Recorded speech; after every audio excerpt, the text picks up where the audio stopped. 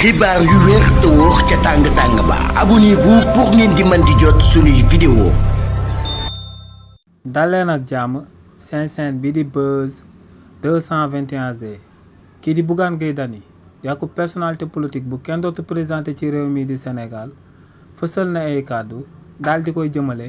ci jàppante yu tar yi nga xam ne moom moo doon am ci diggante étudiants yi ak takk der yi ci biir université Cheikh Anta Diop bu Dakar ne li ni mel kenn sababu ko lu régime bu bees bu daal di nekk en place waaye tamit kookee di Bougane Gueye Dany daal dinay andi ñeent solution si yi nga xam ne bu ko gouvernement bu bees bi appliqué ne kon dinañ daal di jug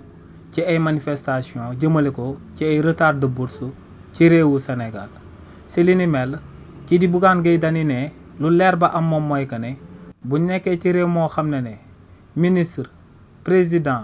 DG PCA ñëpp ñoo jot seen salaire ci waxtu buñ ko war a daal di jotee waaye tamit ne même seen prime yi dañ leen koy daal di fay sans délai ne ci réew moo xam ne premier ministre bi day jël akub jet privé di ko daal di voyager ne ci réew moomee waruñoo dégg benn étudiant daal di génn ne day manifester wu ndax kookee dañ ko yéex a fay ay boursam ne lu leer ba am moom mooy que ne tayeef ak manque de volonté ak incompétence yu autorité yu bees yu daal di nekk ci bopp réew mi moom moo sabab ñuy dundaat ay crise universitaire yi nga xam ne mun naa daal di sabab ci réewu Sénégal akub étudiant daal di ciy ñàkkaat bakkanam ne lu leer ba am moom mooy que ne autorité yu bees yi ñoom ñoo daal di jël seeni privilège personnel daal di koy jiital ci kaw askan wi ne lu leer ba am moom mooy que ne bu fekkoon ne ñi nga xam ne dañuy uyoo patriote ci réewu Sénégal te ñu daal di takk ay nombal tànk ne ñooñee buñ gisoon akub crise universitaire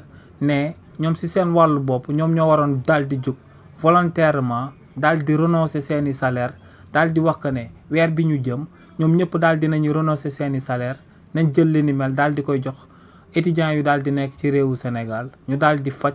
crise universitaire bu fi daal di nekk waaye ne lu leer ba am moom mooy que ne doo dégg benn ministre doo dégg benn PCA doo dégg benn DG bu nama daal di taxaw nee nañ daal di dagg salaire am daal di koy dugal ci akub étudiant ne li ni mel lu muy daal di tekki rek moom mooy que ne bëri na lool ci réewu Sénégal ñuy uyoo ay patriote te ne au fond duñ ay benn patriote waaye tamit kii di Bougane Gueye Dany daal di woyal ne moom day daal di andi ñeenti solution si nga xam ne bu ko gouvernement bi appliqué ay crise universitaire kenn dootu ko gisati ci réewu Sénégal ne bu si daal di njëkk moom mooy que ne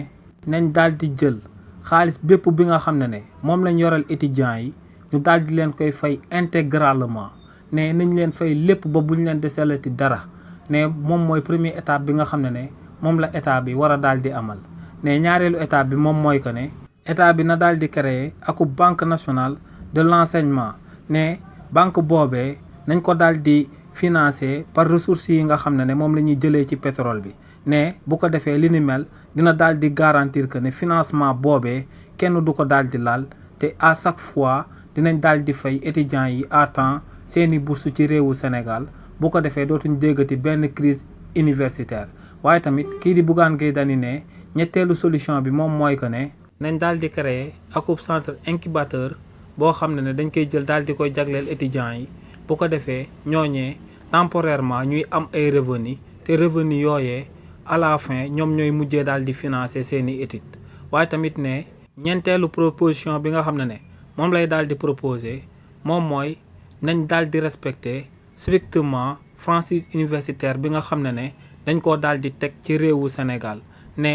lu université tàkkati ne ay takk der waruñoo daal di xalaat benn yoon ne dañuy daal di dugg ci biir université bi ne dañ fay daal di sànni ay gaz lacrymogène ne franchise universitaire ngir ñu daal di dakkal li ni mel ci réewu Sénégal ay ataki at la ay étudiants yu daal di succédé wu ci biir université daal di xeex ba li ni mel daal di am donc ne benn état war daal di reproduire même erreur yooyee kàddu yi ni mel la kii di Bougane Gueye Dany daal di yëkkati daal di koy jëmale ci jàppante yu tar yi nga xam ne moom moo doon am ci biir université Cheikh Anta Diop bu Dakar te mu doon jaar ci diggante takk der yi ak étudiants yu fa daal di nekk ginnaaw ba ñooñee wàcce woon ci tëli bi di réclamer seen bourse yi nga xam ne légitimement dañ ko war a daal di jot.